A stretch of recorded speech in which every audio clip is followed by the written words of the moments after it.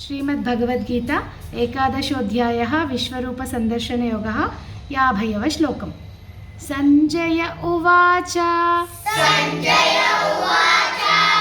इत्यर्जुनम् वासुदेवस्तथोक्त्वा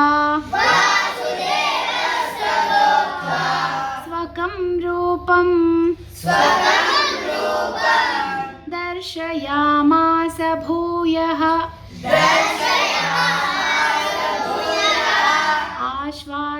आश्वासयामास च भीतमेनं भूत्वा पुनः सौम्य वपुर्महात्मा इत्यर्जुनं वासुदेवस्तथोक्त्वा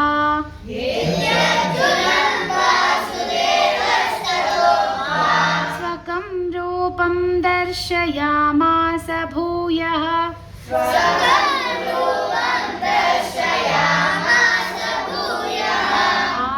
आश्वासयामास च भूतमेनं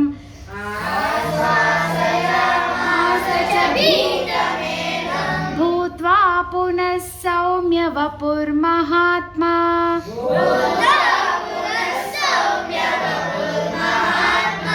इत्यर्जुनं वासुदेवस्तथोक्त्वा स्वकं रूपं दर्शयामास भूयः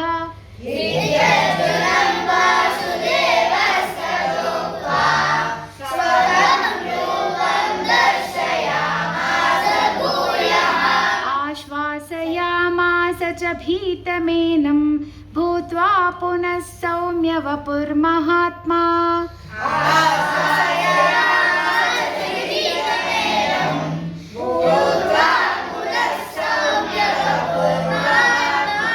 इत्यर्जुनं वासुदेवस्तथोक्त्वा स्वकं रूपं दर्शयामास भूयः आश्वासयामास च भीतमेनं भूत्वा पुनः सौम्य वपुर्महात्मा।